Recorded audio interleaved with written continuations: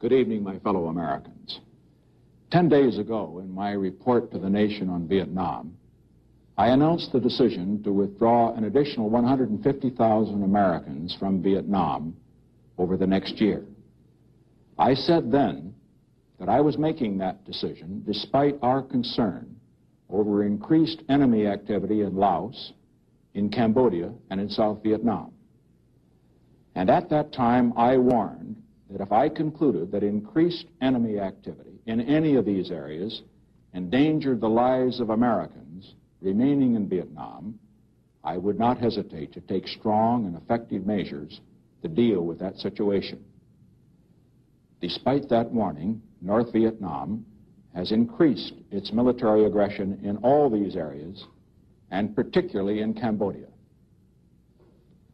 After full consultation with the National Security Council, Ambassador Bunker, General Abrams, and my other advisors, I have concluded that the actions of the enemy in the last 10 days clearly endanger the lives of Americans who are in Vietnam now and would constitute an unacceptable risk to those who will be there after withdrawal of another 150,000.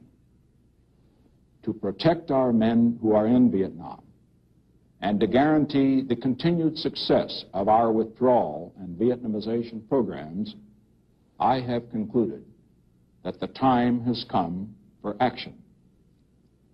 Tonight, I shall describe the actions of the enemy, the actions I have ordered to deal with that situation, and the reasons for my decision. Cambodia, a small country of 7 million people, has been a neutral nation since the Geneva Agreement of 1954, an agreement, incidentally, which was signed by the government of North Vietnam. American policy since then has been to scrupulously respect the neutrality of the Cambodian people. We have maintained a skeleton diplomatic mission of fewer than 15 in Cambodia's capital, and that only since last August.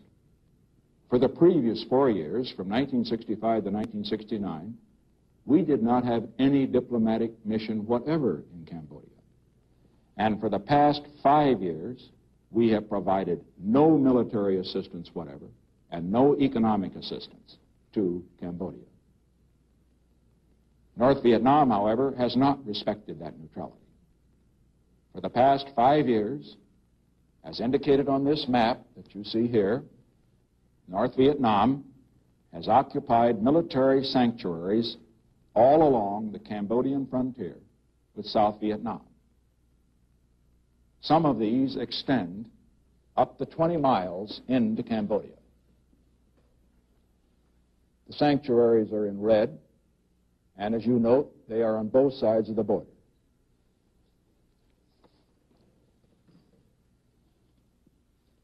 They are used for hit-and-run attacks on American and South Vietnamese forces in South Vietnam. These communist-occupied territories contain major base camps, training sites, logistics facilities, weapons and ammunition factories, airstrips, and prisoner-of-war compounds. And for 5 years, neither the United States nor South Vietnam has moved against these enemy sanctuaries, because we did not wish to violate the territory of a neutral nation. Even after the Vietnamese communists began to expand these sanctuaries 4 weeks ago, we counseled patience to our South Vietnamese allies and imposed restraints on our own commanders. In contrast to our policy, the enemy in the past 2 weeks has stepped up his guerrilla actions, and he is concentrating his main forces in these sanctuaries that you see on this map, where they are building up to launch massive attacks on our forces and those of South Vietnam.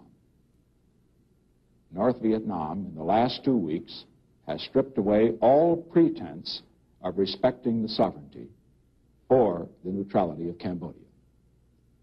Thousands of their soldiers are invading the country from the sanctuaries. They are encircling the capital of Phnom Penh.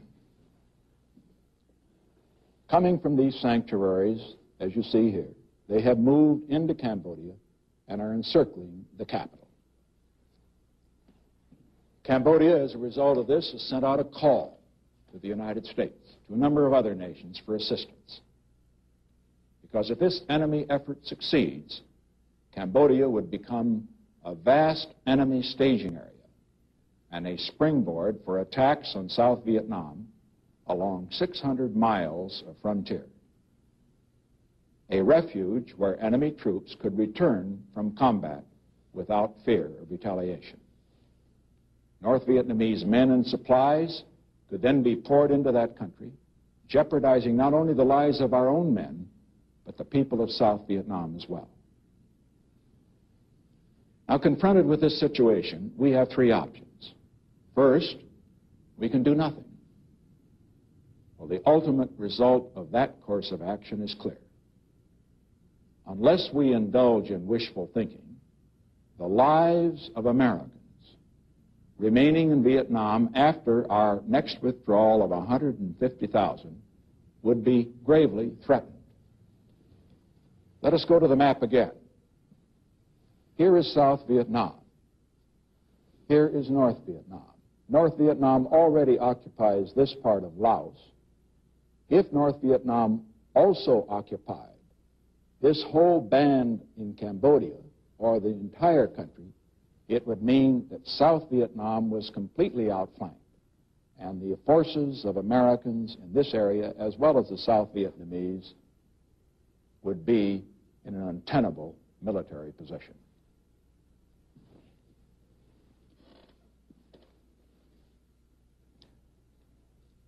Our second choice is to provide massive military assistance to Cambodia itself. Now, unfortunately, while we deeply sympathize with the plight of 7 million Cambodians whose country has been invaded, massive amounts of military assistance could not be rapidly and effectively utilized by the small Cambodian army against the immediate threat. With other nations, we shall do our best to provide the small arms and other equipment which the Cambodian army of 40,000 needs and can use for its defense. But the aid we will provide will be limited to the purpose of enabling Cambodia to defend its neutrality, and not for the purpose of making it an active belligerent on one side or the other. Our third choice is to go to the heart of the trouble. And that means cleaning out major North Vietnamese and Viet Cong occupied territories, these sanctuaries which serve as bases for attacks on both Cambodia and American and South Vietnamese forces in South Vietnam. Some of these, incidentally, are as close to Saigon as Baltimore is to Washington. This one, for example, is called the Parrot's Beak. It's only 33 miles from Saigon.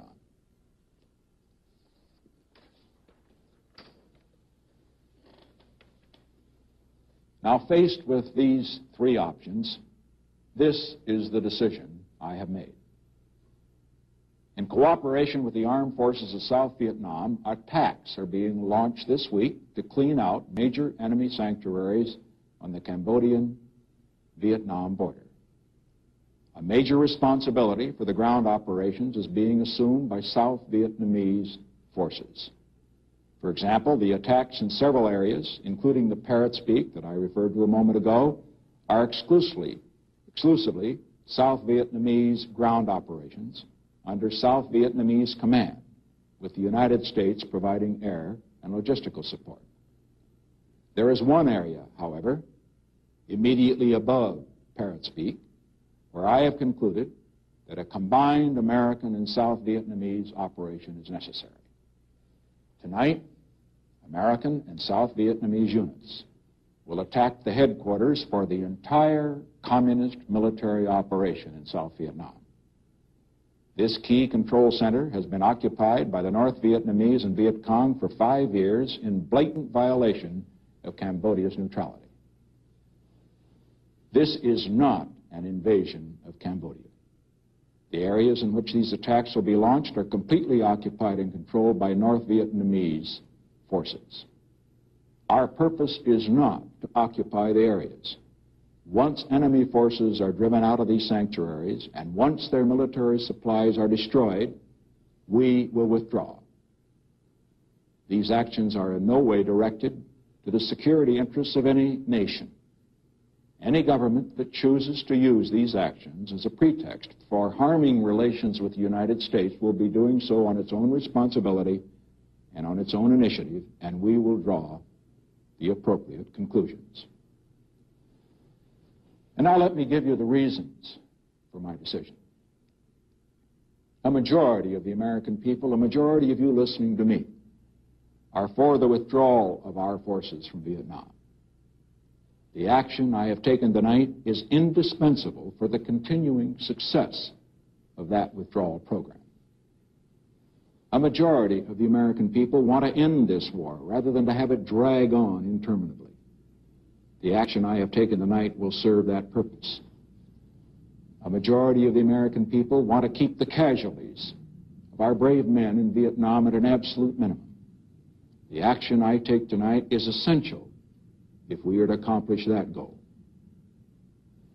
We take this action not for the purpose of expanding the war into Cambodia, but for the purpose of ending the war in Vietnam and winning the just peace we all desire.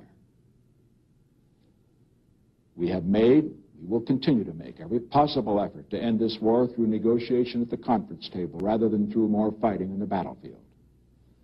Let's look again at the record. We've stopped the bombing of North Vietnam. We have cut air operations by over 20%. We've announced the withdrawal of over 250,000 of our men. We've offered to withdraw all of our men if they will withdraw theirs. We've offered to negotiate all issues with only one condition, and that is that the future of South Vietnam be determined not by North Vietnam and not by the United States, but by the people of South Vietnam themselves.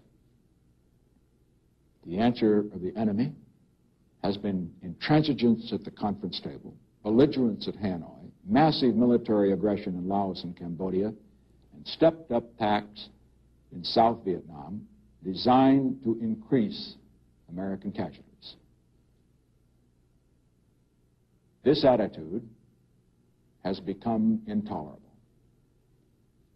We will not react to this threat to American lives merely by plaintive diplomatic protests. If we did, the credibility of the United States would be destroyed in every area of the world where only the power of the United States deters aggression. Tonight, I again warn the North Vietnamese that if they continue to escalate the fighting when the United States is withdrawing its forces, I shall meet my responsibility as Commander-in-Chief of our armed forces to take the action I consider necessary to defend the security of our American men. The action that I have announced tonight puts the leaders of North Vietnam on notice that we will be patient in working for peace. We will be conciliatory at the conference table, but we will not be humiliated. We will not be defeated. We will not allow American men by the thousands to be killed by an enemy from privileged sanctuaries. The time came long ago to end this war through peaceful negotiations. We stand ready for those negotiations. We've made major efforts, many of which must remain secret. I say tonight, all the offers and approaches made previously remain on the conference table whenever Hanoi is ready to negotiate seriously. But if the enemy response to our most conciliatory offers for peaceful negotiation continues to be to increase its attacks and humiliate and defeat us, we shall react accordingly.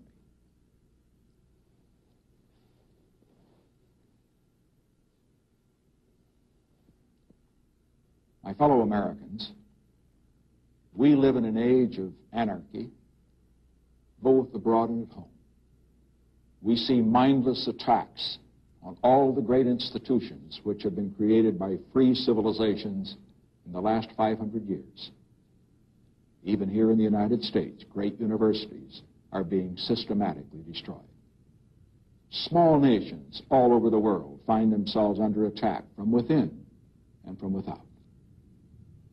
If, when the chips are down, the world's most powerful nation, the United States of America, acts like a pitiful, helpless giant, the forces of totalitarianism and anarchy will threaten free nations and free institutions throughout the world.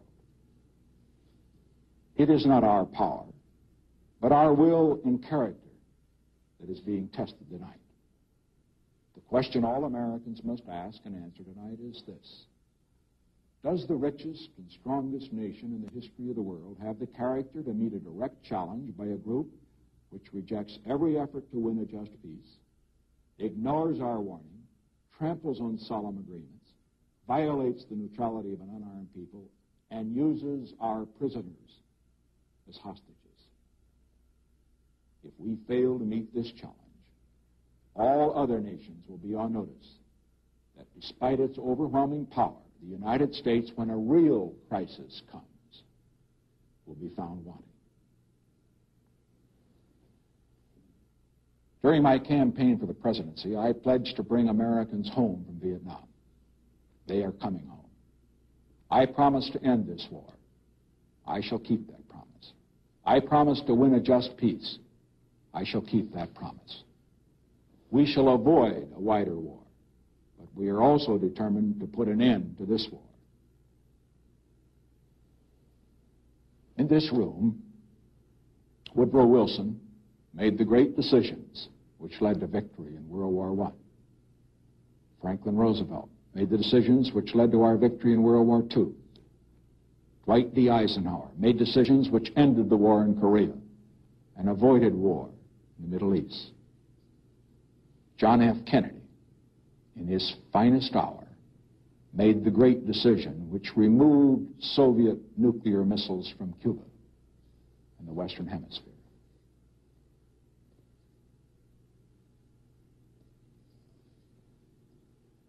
I have noted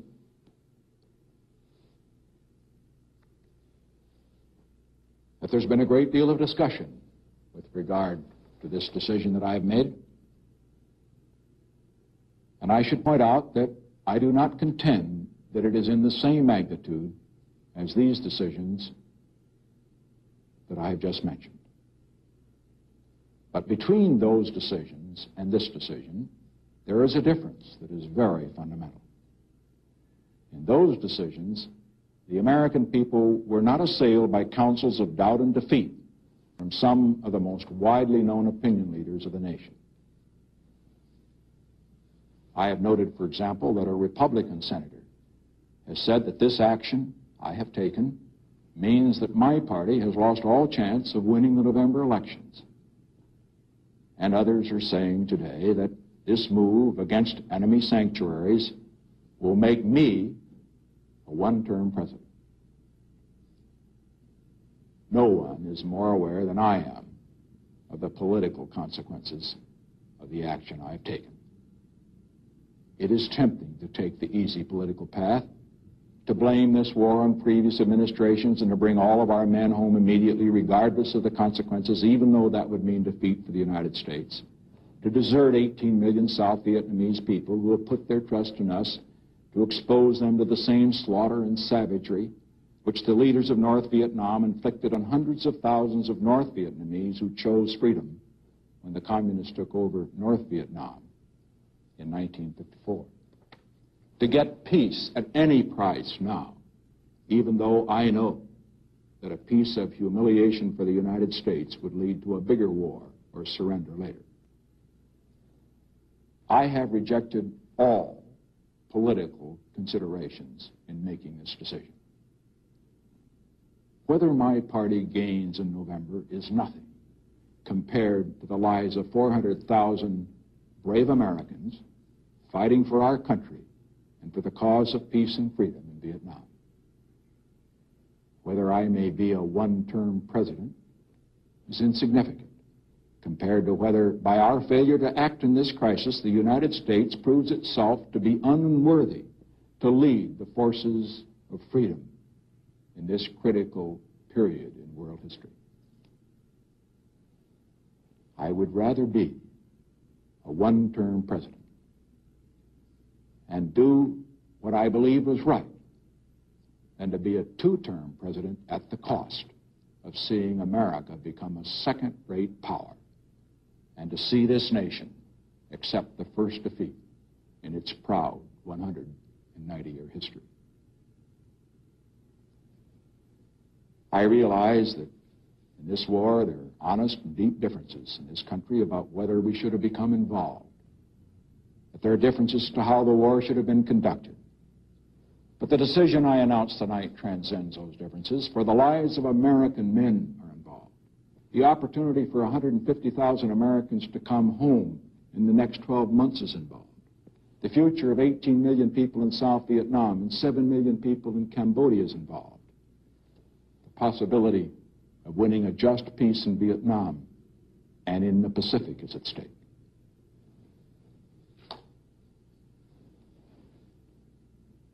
It is customary to conclude a speech from the White House by asking support for the President of the United States. Tonight, I depart from that precedent. What I ask is far more important.